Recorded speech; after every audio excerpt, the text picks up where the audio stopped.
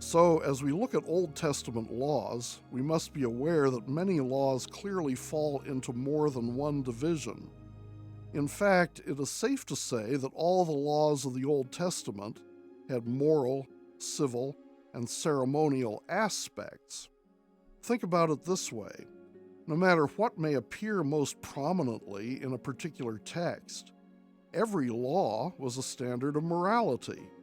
Every law had a direct or indirect bearing on social relations that were regulated by civil laws, and in one way or another, observances and violations of all laws affected the manner in which the people of Israel participated in the ceremonies of worship. For this reason, it is often better to speak of different aspects of laws rather than placing each law into one of the divisions of the law. Despite these qualifications, we should also be aware that the traditional threefold division has substantial value when it comes to understanding how God intended His law to apply to His people. In the first place, the traditional threefold division helps us see more clearly that the law was God's comprehensive standard for His people's lives. The law did not just regulate a small portion of life, it regulated all of life. This is evident because the traditional threefold division of the law reflects a genuine distinction that Scripture draws between the three offices that governed Israel's theocracy, namely those of prophet, priest, and king.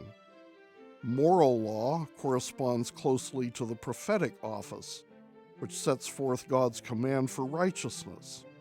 Ceremonial law fits well with the priestly office, since it pertains directly to functions carried out by priests, such as expiation.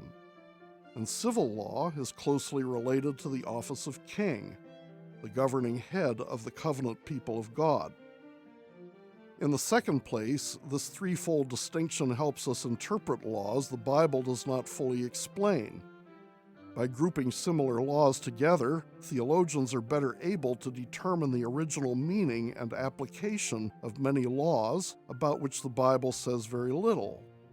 After all, when the Bible gives us extensive information about applying one law, but very little about a similar law, it is reasonable to use the insights from the first to inform our understanding of the second.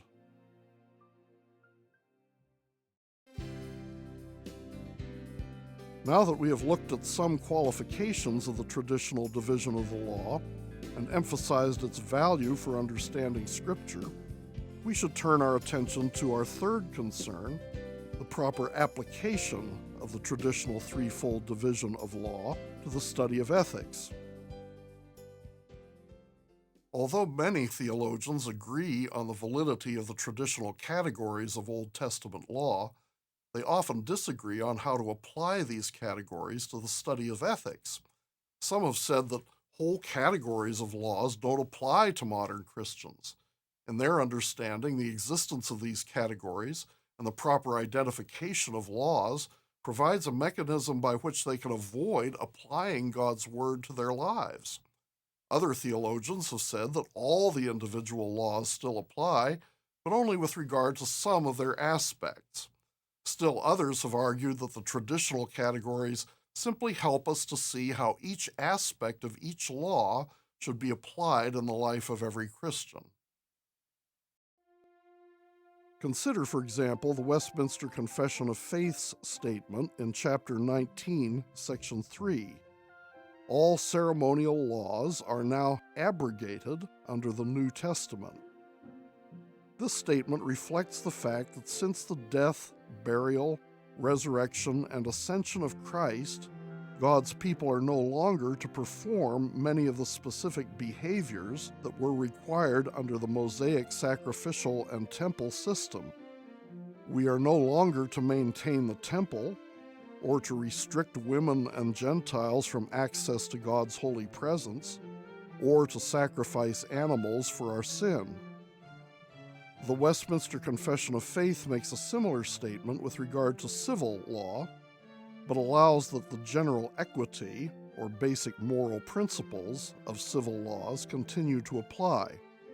It speaks of Israel's civil laws in chapter 19, section 4, where it states, "To them also, as a body politic, he gave sundry judicial laws, which expired together with the state of that people, not obliging any other now, further than the general equity thereof may require." Again, the basic idea here is that the specific requirements of the civil laws no longer apply. They have expired.